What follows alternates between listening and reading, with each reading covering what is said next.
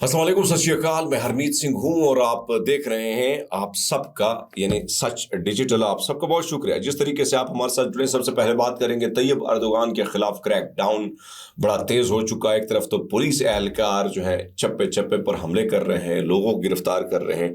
दूसरी तरफ situation Tayyab Erdogan के लिए ठीक नहीं है। इसराइली फौजियों पर हमले की करने वाली जंगली बिल्ली इस वक्त वायरल हो चुकी है। अमेरिका और चीन आमने सामने है। सबसे पहले तो बात करेंगे इस वक्त टर्की के हवाले से। टर्की में बेपनाह लोग निकले हैं और ये मामला 24 सूबों तक पहुंच चुका है, जहां आप देख सकते हैं कि टर्की में लोग निकल आए। आपको पता है कि जिस तरीके से एक साबिक मेयर को गिरफ्तार किया गया, अकरम ओलो, उसको जो अपोजिशन लीडर थे, बड़े पॉपुलर थे, उसको तैयब अर्दोगान, क्योंकि तैयब अर्दोगान ने जो जुल्म जो ज्यादतियां की इसमें कोई शक नहीं, और खासकर इसराइल के इस काज में उसने इसराइल का साथ दिया। अब तैयब अर्दोगान के खिलाफ 24 सूबों में जो है हड़तालें शुरू हो चुकी। अवाम जोक दर जोक जो है वो शामिल हो रही इस एहतजाज में, और वो कह रहे हैं कि शेम ऑन यू अर्दोगान, और आप इस्तीफा दो के नारे लग रहे हैं जगह जगह पर। एक तरफ तो क्रैकडाउन भी पुलिस ने शुरू किया। तकरीबन 1400 अफराद को गिरफ्तार कर लिया गया, 10 सहाफ़ियों को गिरफ्तार कर लिया गया।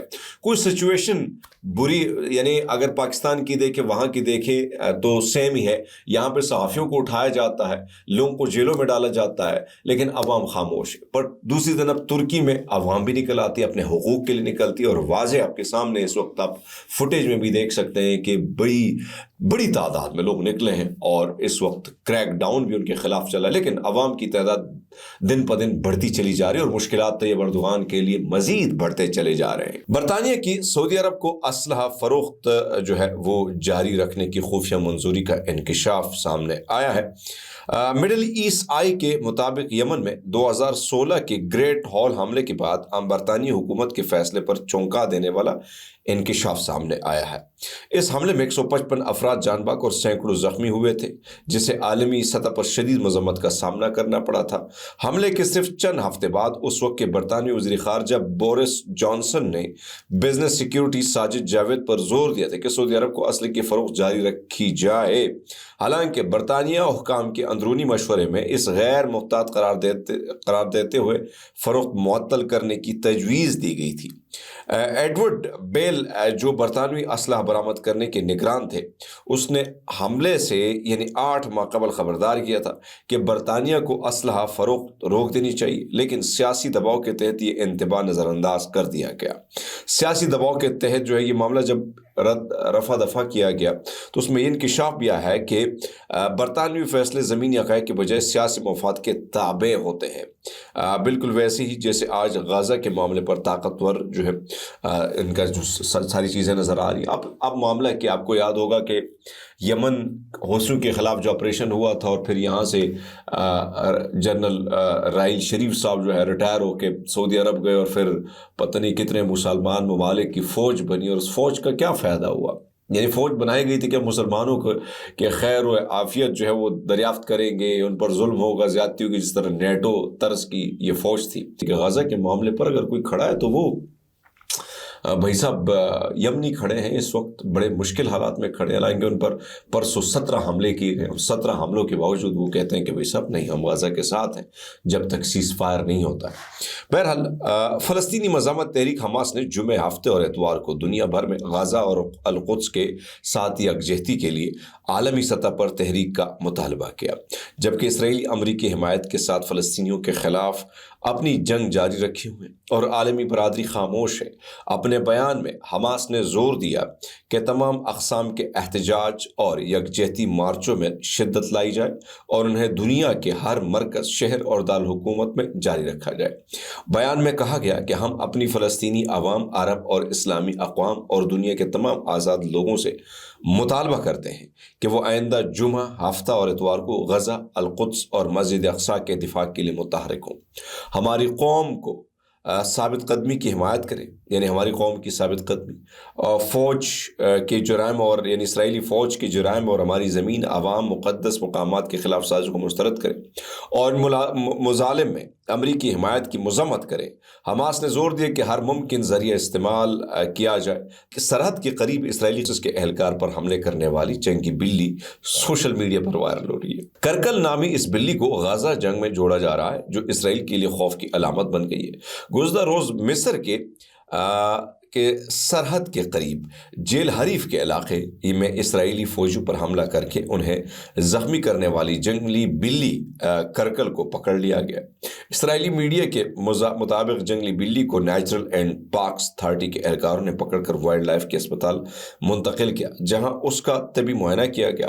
یہ بلی سوشل میڈیا پر کافی وائرل ہے اور سوشل میڈیا پر بلی کے آرٹیفیشل انٹیلیجنس تصویریں بھی وائرل ہیں، جس میں بلی کو کچھ ترمیم شدہ جو ہے تصاویر بھی جانور کو فلسطین سکارف جیسے کیفیا کہتے ہیں وہ پہنانے دکھایا گیا، جبکہ کچھ تصاویر میں بلی کے سر پر حماس کے عسکری ونگ کا نشان بھی لگایا گیا۔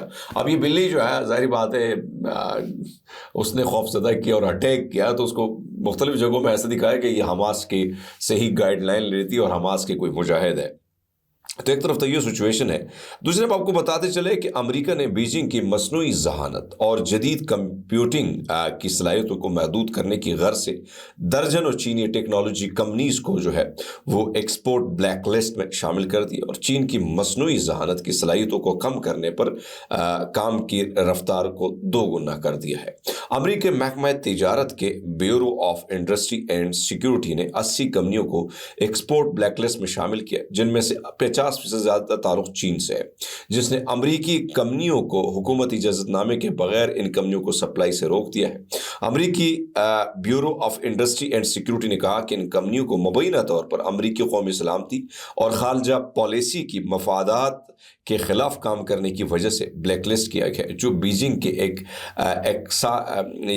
سکل کمیوٹنگ ٹیکنالوجی تک رسائی کو مزید محدود کرنے کی کوشش کا حصہ ہے، جو بہت تیز رفتاری کے ساتھ ساتھ کوانٹم ٹیکنالوجی کے ساتھ بڑی مقدار میں ڈیٹا کو پروسیس کر سکتا ہے۔ امریکی حکام نے چین کو فوجی جدید کاری کی حمایت کے لیے امریکی ساختہ اشیاء حاصل کرنے پر 27 چینی اداروں کو بلیک لسٹ کیا اور چین کو کوانٹم ٹیکنالوجی کی صلاحیتوں کو آگے بڑھانے میں مدد کرنے کے لیے 7 کمپنیوں کو بلیک لسٹ کیا گیا ہے۔ پابندیوں کی فہرست میں چینی cloud computing form Inspur group جو ہے کہ 6 ماتحت ادارے بھی شامل ہیں، جنہیں جو بائیڈن انتظامیہ نے 2023 میں بلیک لسٹ کیا تھا۔ اب خوف اتنا کیوں ہے؟ خوف ہونا بھی چاہیے۔